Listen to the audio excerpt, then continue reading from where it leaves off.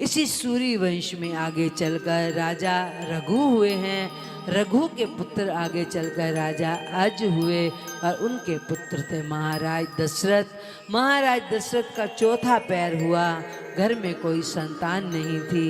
एक दिन गुरुदेव के पास आए।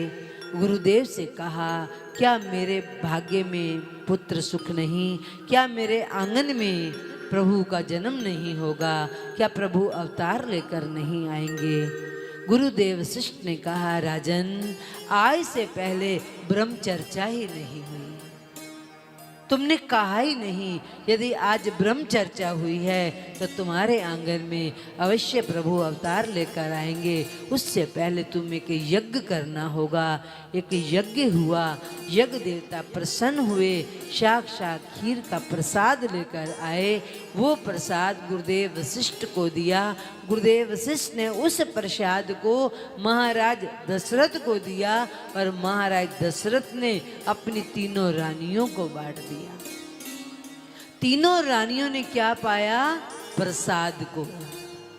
प्रसाद को पाया और तीनों रानियां गर्भावती हुई। कौन प्रकट हुए? भय प्रकट कृपाला दीन दयाला कौशल्या हितकारी। जो प्रसाद पाता है उसके हृदय में राम का जन्म होता है। और जो प्रसाद भर भर के ले जाते हैं ना, उसके अंदर कलयुग होता है। प्रसाद को प्रसाद समझकर खाना चाहिए। प्रसाद पेट भरने के लिए नहीं होता। अब कितनी शांति बनी है। अभी प्रसाद आ गया, अभी हा हा हा हा होने लग जाएगा। क्यों? क्योंकि उसके अंदर कलयुग आ गया है। इसीलिए प्रसाद इतना भी मिल जाए तो सर माथे लगाकर उसको ग्रहण करने से हमारे हृदय में राम का जन्म होता है। और यदि प्रसाद इसलिए भर भर के खा लेते हैं, अब खा लें पेट भरकर, फिर सुबह देखी जाएगी। कुछ लोग खा लेते हैं, साथ भी लेकर जाते हैं। नहीं, प्रसाद का मतलब है प्रसाद को ग्रहण करना। प्रसाद पाने से राम जन्म लेते हैं और पेट भरने से कामना उत्पन्न होती है। हमेशा प्रसाद पाना चाहिए। प्रसाद पेट भरने के लिए नहीं होता। शुकदेव भगवान कहते, परीक्षित, इस प्रकार भगवान श्री राम का अवतार हुआ है। भगवान थोड़े बड़े हुए, घुटने घुटने चले हैं और बड़े हुए। गुरुदेव विश्वामित्र के संग भगवान श्री राम वनों में गए। बहुत रामचरितमानस बहुत दिव्य मानस है। रामचरितमानस का एक एक पात्र दिव्य है। यदि आप पिता को देखेंगे तो पिता एक ऐसा पात्र है कि जैसे प्रभु श्री राम वहां से विदा हुए तो महाराज दशरथ ने प्राणों को छोड़ दिया।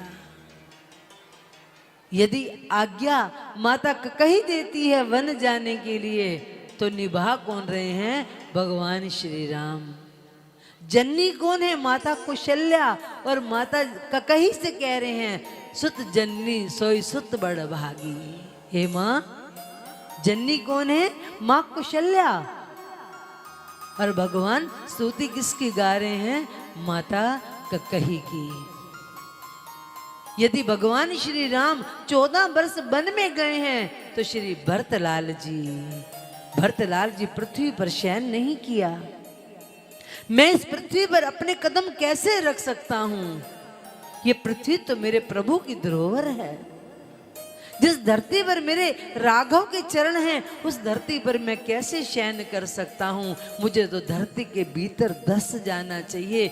वो भरत जी धरती में धस गए। धरती के अंदर खड्डा बनाकर वहां रहते हैं। भरत जी ने भोजन प्रसाद नहीं पाया। मेरे प्रभु कंद मूल खा रहे हैं तो मैं कंद मूल कैसे खा सकता हूं? जो गाय गोबर करती थी उस गोबर के दाने उठाकर उस दानों को चख लेते थे। यदि भगवान श्री राम को वनवास हुआ है तो भरत जी को भी वनवास हुआ है। कैसा भाई भाई का प्रेम ये रामचरितमानस सिखाता है। यदि आज भी घर घर में रामचरितमानस का पाठ होने लगेगा तो आज भी राम राज्य हो जाएगा। ये ऐसा अद्भुत रामचरितमानस है। माता ककही लोग कहते हैं माता ककही ने 14 वर्ष वनवास दिया है। नहीं, माता ककही ने वनवास नहीं दिया। माता ककही एक ऐसी माँ है जो केवल राम को राम बना सकती थी। और भगवान श्री राम जी ने माता ककही से वचन लिया था, यदि कोई मौका मिला, माँ तू मुझे प्रेम करती है तो मेरे लिए 14 वर्ष वनवास मांग लेना। और उस समय भगवान श्री राम ने कहा, माँ बता तू मुझे कितना प्यार करती है। माँ ने कहा, इतना प्यार करती हूँ, बस कहा इतना प्यार करती हूँ, मांग मेरे पुत्र तुझे क्या चाहिए।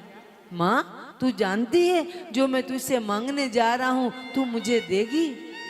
माता ककही कहती है, मेरे राम तू एक बार मुझसे मांग के तो देख, तू मांग तो सही मुझसे। माँ जो मैं मांगने जा रहा हूँ हो सकता है तेरा पुत्र तुझसे नफरत करने लगे, ये सारा संसार तेरी निंदा करेगा। माँ तू कहीं मुंह दिखाने के लायक नहीं रहेगी। हो सकता है माँ तुझे विधवा होना पड़े। स्त्री सब कुछ सह लेती है, पर जब विधवा की बात आती है तो स्त्री सह नहीं सकती। मेरी माता ककही कहती है, राम मैं तेरे लिए विधवा होना भी मुझे स्वीकार है, मांग मेरे राम तुझे क्या चाहिए। कहा, माँ एक ऐसा समय आएगा मेरे लिए 14 वर्ष वनवास मांग लेना और भरत के लिए राजपाट मांग लेना। और माता ककही को यह मांगना पड़ा। वो माता ककही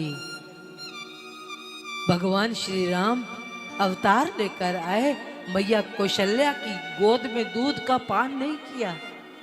माता ककही की गोद में पान करते हैं। और जब राम बन जाने लगे उस समय माँ कठोर हो जाती है कि यदि मेरी नेत्रों में से अश्रु आ गए तो मैं उस वचन से कहीं चूक ना जाऊं जो मैंने अपने राम को वचन दिया है। इस सारे संसार को राम देने वाली मेरी माता ककही है। माता कौशल्या केवल अयोध्या तक राम को राम बनाकर रख देती, संसार को राम देने वाली तो मेरी माँ ककही है। माता ककही का ये त्याग था। ऐसा ऐसा पात्र है।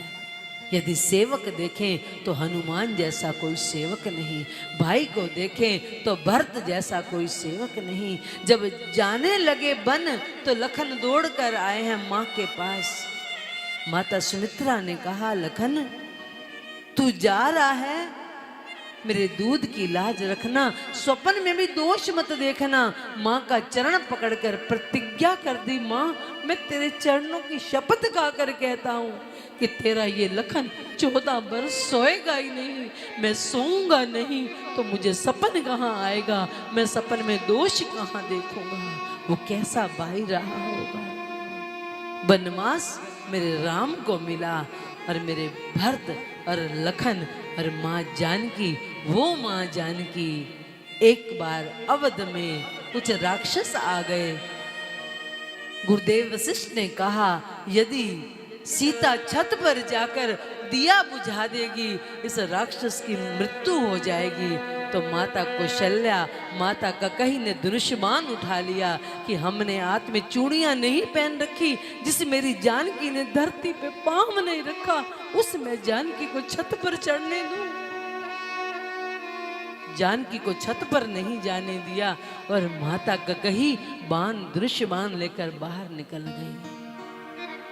हम इतनी ताकत रखते हैं इस राक्षस को मारने के लिए, पर लेकिन हमारी जानकी महल की छत पे चढ़कर वो दिया नहीं बुझाएगी। वो कैसा प्रेम, वो कैसा पात्र, एक एक पात्र रामचरितमानस का है। और यदि यही रामचरितमानस यदि आज भी घर घर में वो रामचरितमानस, वो राम कथा फिर से होने लग जाए तो देखना हर घर घर के अंदर राम राज्य होने लगेगा। घर घर में राम राज्य होने लगेगा। हम बार बार कहते हैं जागो हिंदुओं जागो, यदि नहीं जागोगे तो एक दिन देख लेना क्या हाल होने वाला है इन हिंदुओं का। जागो, ये सब एक हो जाइए। सारे हिंदू बिखर गए हैं, कोई कहाँ भाग रहा है, कोई कहाँ भाग रहा है, कोई कहाँ भाग रहा है। अपने धर्म को छोड़कर हम विधर्म हो रहे हैं, हम विमुख हो रहे हैं। जागिए और घर घर में ये राम कथा का संस्कार अपने बच्चों को दीजिए। बस यही मेरा आप सबसे प्रार्थना है। 22 जनवरी को मेरे राम लला, न जाने कितनी सदियों बाद हमारे राम लला अब वनों से लौट कर आ रहे हैं। लोग कहते हैं, कई बार लोग कहते हैं 14 वर्ष के बाद तो राम की भी कट गई थी, 14 वर्ष बाद राम की भी कट गई थी। हम कहते रहे मूर्खों, कहाँ कट गई थी राम की? राम मेरे 14 वर्ष वन में लौट कर आए तो मेरी जानकी को जीवन भर का त्याग मिल गया, मेरी जानकी पर कलंक लग गया और माँ जानकी को देश निकाला मिल गया उस वक्त जब मेरी माता गर्भवती थी, जब माँ जानकी गर्भवती थी। और मेरे प्रभु श्री राम इंतजार करते रहे कि प्रजा का एक व्यक्ति उठकर आएगा और कहेगा, प्रभु हमारी माँ निर्दोष है, आप माँ को लिवा आइए। भगवान इंतजार करते रहे, इंतजार करते रहे, पर लेकिन ये प्रजा का एक व्यक्ति भी उठकर नहीं आया कि माँ को लिवा आइए, माँ में कोई दोष नहीं। वो माता मेरी जानकी धरती की पुत्री धरती में समा गई और भगवान श्री राम इंतजार करते रहे कि कोई तो संतान, कोई तो पुत्र, प्रजा का कोई व्यक्ति तो कहेगा कि जानकी निर्दोष है। ऐसा पवित्र रामचरितमानस है, ऐसा पावन रामचरितमानस है। तो मेरा निवेदन है कि आप रामचरितमानस का अध्ययन कीजिए। रामचरितमानस की कुछ चौपाइयाँ रोज घर घर में गान होनी चाहिए। और 22 जनवरी को मेरे राम न जाने सदियों बाद आज लौट कर अयोध्या के राज सिंहासन पर आ रहे हैं। घर घर में दिया जलना चाहिए, घर घर में राम नाम की धुन होनी चाहिए, घर घर में